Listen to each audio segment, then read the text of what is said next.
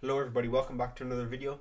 Today's video is going to be on Theodore the Studite and his work against the seven iconoclast chapters. Okay, the iconoclasts were the guys that were destroying images because they thought that Christ can't be depicted, etc. And Theodore the Studite is a proponent of the iconophiles or iconodules who liked images. Okay, so chapter 1. Oh, my camera's in the way. Okay. Chapter 1. By honoring the icon of Christ, you deify the icons. This was the first chapter that the iconoclasts made. I assume he's responding to a specific work, but they argued by honoring the icon of Christ, you deify the icons. Okay. And this is his response. To idolize someone means to consider someone as God who is not God, and to serve him as God. For example, changing the incorruptible God into Zeus or into a calf. They're not blamed for having the image, example, of a calf, but they're blamed for considering as God the very thing that was depicted. Okay. And in the incarnation, because God depicted himself in flesh, we are not limiting him. He was in the likeness of a man, but remaining indescribable in his divine essence. So you can't describe him according to his divine essence, but because he's in the shape of a man, you can obviously describe him in respect of his manhood. Namely, he has an eyes, you can describe his eye color, stuff like that.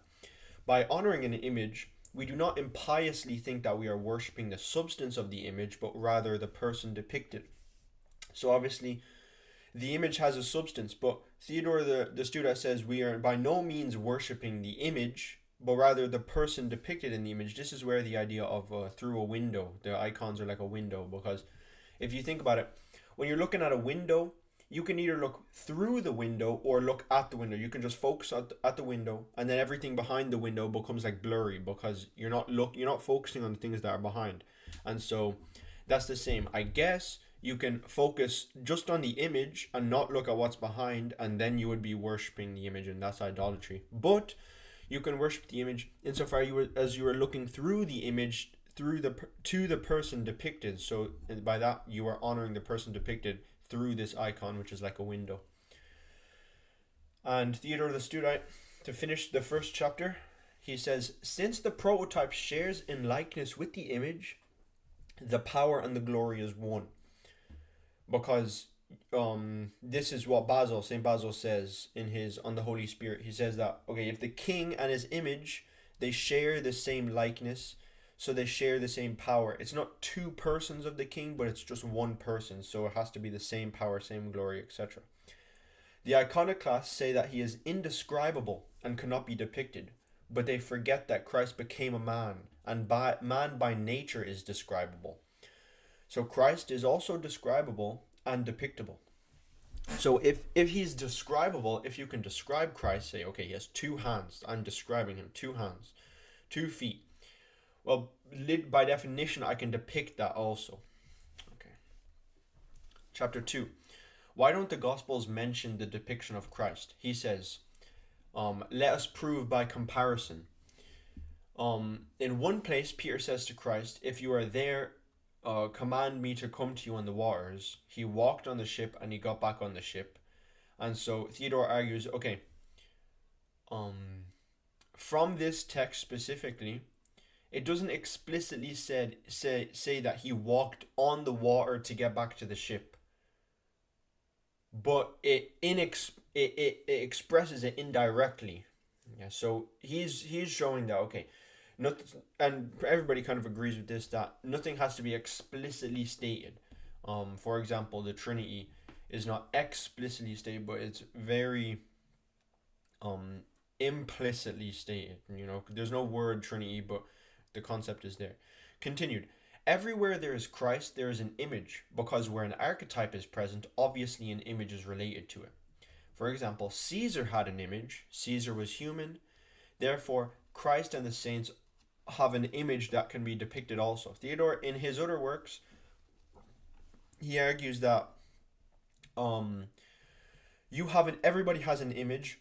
For example, a shadow is an image. Everybody has a shadow. A shadow is an image. So to say that Christ has no image is false, because even we're an image of Christ, albeit in a different respect. But a shadow is a very good example, because a shadow is the likeness of his form, whereas a depiction, like a painted picture, is still a likeness of his form.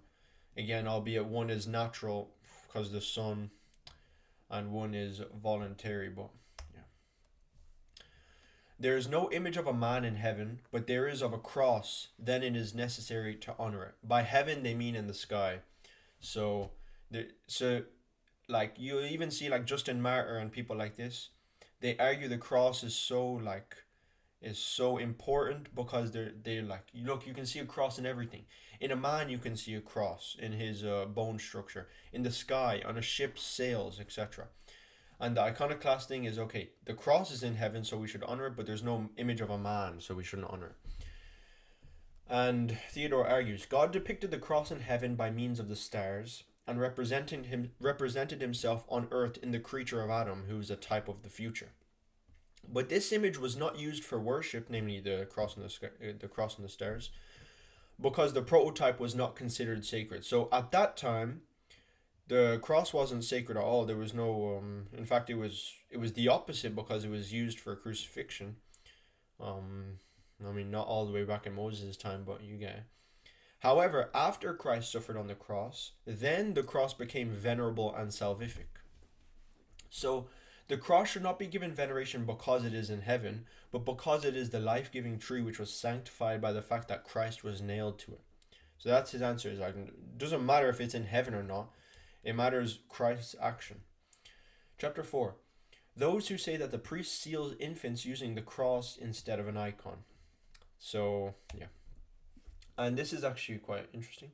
He says the priest works in the person of Christ. Everybody believes this when they believe that a priest is doing baptism, for example. He's working in the person of Christ.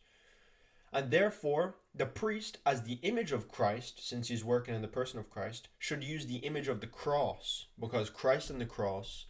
And Theodore is like, it would be a bit odd for it to be Christ and the image of Christ, like two Christs, because they're different types of images.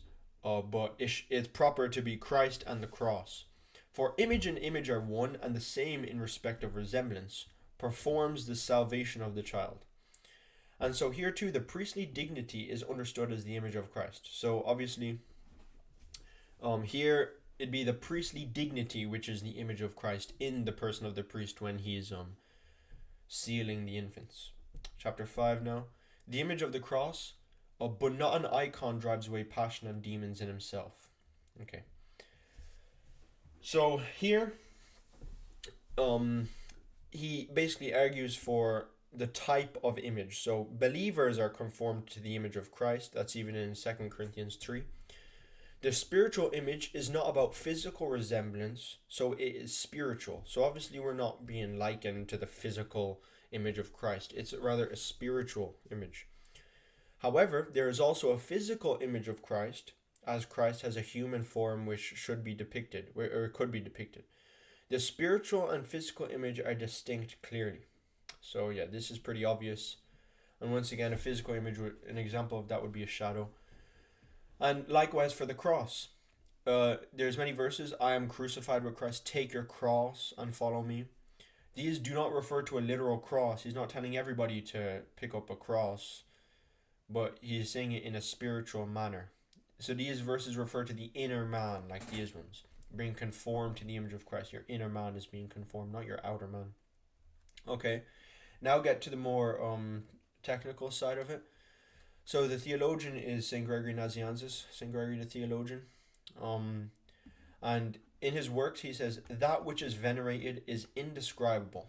And the Iconoclasts use this. Okay, if that which is venerated is indescribable, then you cannot venerate an image of Christ, because an image of Christ is describable. Okay. So venerated, so he's saying, okay, you're using equivocation. You're saying venerated is the same in all senses. And if he's saying it's the same in all senses, then you can't venerate your parents, because your parents are describable. Okay, venerated can mean more than one thing. Venerated can also refer to the divine nature itself, but veneration can also refer to other things that participate or point to God. The veneration that Gregory is referring to is veneration due to God alone, so what some will call latria. Bow down to the manger in which you being foolishly, were raised by the word. So even Gregory, the theologian, says, bow down to the manger. Obviously, he's not contradicting himself, but he means veneration in two different senses. And then the Lord's body. Obviously, the Lord's body is describable. You can describe Christ in respect of his humanity. And is the Lord's body not venerable? So, like, obviously it is. Is the cross venerable? Is the sacred gospels venerable? The relics of the saints? All these things are venerable. Even people are called venerable. Venerable John. In ecumenical councils such as Chalcedon and Ephesus, they're called venerable. And what? Are they indescribable? Of course they're not. It's two different senses. And the last chapter. If anybody, this is again from Gregory the theologian, if anyone worships a creation, even if he does so in the name of Christ, he worships idolatry. Okay. About Gregory's quote, in venerating the icon of Christ, we worship Christ himself with a different adoration, not differentiated by a difference in essence, but rather identical by the virtue of the unity of the person. We do not worship a creature, for Christ too is not a creature, although there is something created in him, namely his humanity. But yeah, so in the image, again, this is the distinction of the window. In the image, you can venerate the image insofar as it is an image, or the image insofar as it is a depiction of somebody. And so if you're venerating the image insofar as it is a depiction of somebody, then necessarily you're not venerating the essence of the image. Rather, you're venerating the person depicted in the image, because the person, and nothing goes to the image, unless you make it. Christ's image. So if you say the image does not contain Christ, then you are blind. And he said, because Christ had a body, and the image of Christ captures Christ's likeness, which was visible to the apostles. So that's basically it. It's pretty obvious that the image contains Christ. I'm pretty sure I did a video on, like, if Christ can be limited into a picture, is that limiting Christ? Can Christ be describable? Basically it always goes back to Christology. If Christ has two natures or two essential sets of essential properties, he is both describable and indescribable. Describable according to his humanity, indescribable according to his divinity, or limited according to his humanity because he was in space and time, that by definition is limited, and unlimited according to his divinity. And it's not a contradiction because it's according to two different natures. And so when you are referring to Christ, for example, you say Christ is unlimited. Yeah, you're not referring to his divine nature. You're referring to Christ according to his divine nature, because essential properties do not exist on their own. Like, they don't exist. They exist universally, but not like what's the word? Like concrete. Yeah, they don't have concrete existence apart from an individual. So, to say Christ is circumscribable, you're not depicting his human nature. Like, that doesn't even make sense. You're depicting Christ according to his human nature. So, and that's one thing that actually I was reading up, like, for example, John Calvin, he says, how can you depict the humanity of Christ and separate it from his divinity? What are you talking about, bro? Like, you can't depict a humanity. You're depicting Christ according to his humanity. To say that, then, that is literally the argument that Nestorius in his early days used, saying, how can you call God a baby? Because he can, whatever, like, if you're going to say Christ ate, God didn't eat, only Christ ate, so only his humanity ate. You can only depict his humanity. You're depicting Christ. Christ ate according to his humanity. You depict Christ according to his humanity. You don't predicate things onto the nature as if they're individuals. You only predicate it onto the person according to a nature. Just basic Christology. But listen, thank you guys very much for watching. Theodore the Studite's writings are pretty good. They're the most in-depth I've seen on icons. So yeah, thank you guys very much for watching, and God bless.